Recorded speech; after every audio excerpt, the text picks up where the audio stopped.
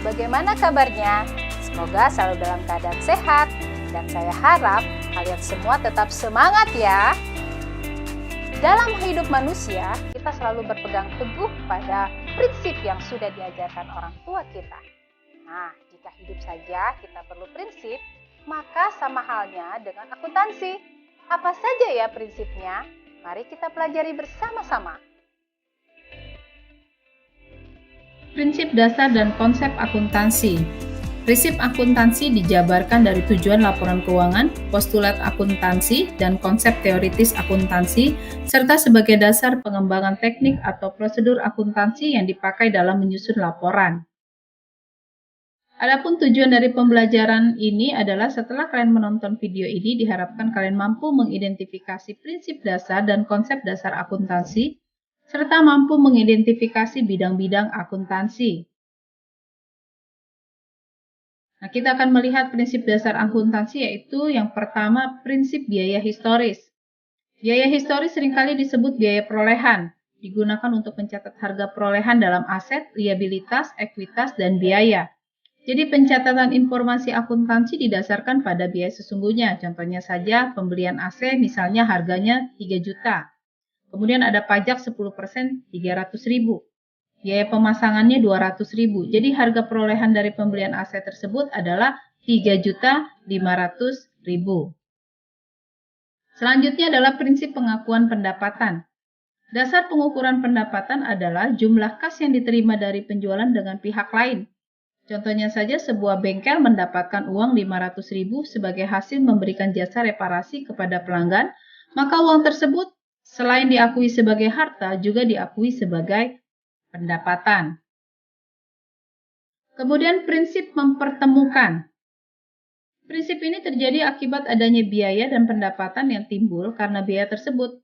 Untuk itu, kita harus menghitung besar biaya yang sudah menjadi beban, meskipun belum dikeluarkan, dan menghitung pendapatan meskipun belum diterima selama periode berjalan. Contohnya saja ada salon, ya.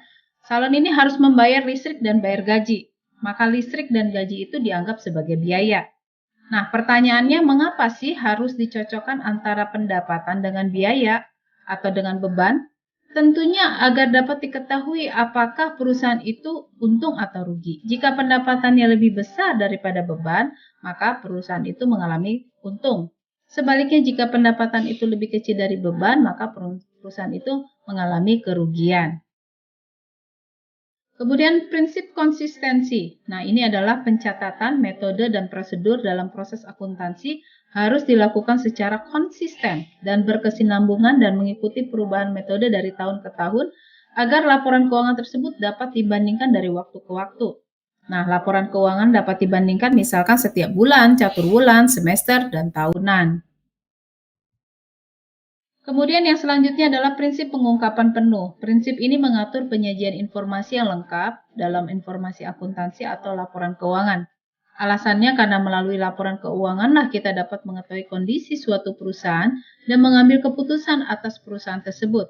Jika informasi keuangan tersebut tidak lengkap, maka laporan keuangan tersebut bisa menyesatkan. Kemudian prinsip objektif. Prinsip ini mengacu pada keakuratan bukti-bukti transaksi yang mendukung dalam laporan keuangan. Prinsip-prinsip akuntansi ini akan berdampak pada bagaimana perusahaan membuat laporan dan materi apa yang akan mereka laporkan, sehingga semua pihak yang berkepentingan akan memberikan perhatian pada pembuatan prinsip-prinsip akuntansi tersebut. Selanjutnya kita akan belajar tentang konsep akuntansi. Konsep akuntansi yang harus dipegang teguh oleh para akuntan dan pihak-pihak yang berkepentingan dalam penyusunan laporan keuangan adalah konsep entitas usaha. Nah, adapun konsep akuntansi yang harus dipegang teguh ini ya di dalam penyusunan laporan keuangan ya kita sebut tadi konsep entitas adalah satu unit usaha yang berdiri sendiri merupakan entitas usaha atau satuan usaha ketika data ekonomi perlu disiapkan. Nah, prinsip entitas ekonomi berarti sistem pembukuan perusahaan harus berdiri sendiri, tidak dapat disatukan dengan sistem pembukuan pemilik. Selanjutnya adalah prinsip satuan moneter. Semua pencatatan hanya terbatas pada segala yang bisa diukur dan dinilai dengan satuan uang, apakah dalam rupiah, dolar, atau mata uang yang lain. Kemudian prinsip kesinambungan usaha. Prinsip kesinambungan usaha menyatakan bahwa suatu entitas ekonomi akan terus berjalan kecuali ada sesuatu yang membuat perusahaan terpaksa tutup. Dan kemudian ada prinsip materialitas. Prinsip ini mengakui adanya pengukuran dan pencatatan akuntansi secara material atau bernilai. Selanjutnya kita akan pelajari tentang bidang-bidang akuntansi. Para pemakai informasi akuntansi membutuhkan informasi yang berbeda sesuai dengan kepentingan mereka. Nah, untuk melayani kebutuhan yang berbeda-beda itu, dibuat bidang-bidang khusus dalam akuntansi. Bidang-bidang akuntansi tersebut antara lain, yaitu yang pertama adalah akuntansi keuangan. Bagian dari akuntansi yang mengkhususkan dalam proses pencatatan transaksi hingga penyajiannya dalam bentuk laporan keuangan. Kemudian yang kedua adalah auditing. Nah, ini bidang akuntansi yang mengkhususkan pada pemeriksaan catatan-catatan akuntansi secara independen. Kemudian ada akuntansi biaya. Akuntansi biaya berhubungan dengan perencanaan, penetapan, dan pengendalian biaya produksi. Kemudian ada akuntansi manajemen, bidang akuntansi yang mengkhususkan pada pengembangan dan penafsiran informasi akuntansi untuk membantu manajemen dalam menjalankan perusahaan. Kemudian ada akuntansi anggaran. Ini berhubungan dengan penyusunan rencana pengeluaran perusahaan dan membandingkannya dengan pengeluaran aktual. Kemudian ada akuntansi perpajakan. Nah, bagian ini adalah mengkhususkan kegiatannya dalam penyiapan data yang diperlukan untuk perhitungan pajak. Tujuannya adalah agar pajak yang dibayar perusahaan tersebut sesuai dengan peraturan pemerintah. Kemudian ada sistem akuntansi. Nah, bidang akuntansi yang mengkhususkan dalam perencanaan dan pelaksanaan prosedur, pengumpulan serta pelaporan data keuangan. Akuntansi dalam hal ini harus menciptakan suatu cara sedemikian rupa sehingga mempermudah pengendalian internal dan menciptakan arus laporan yang tepat untuk kepentingan manajemen. Kemudian ada akuntansi pemerintahan.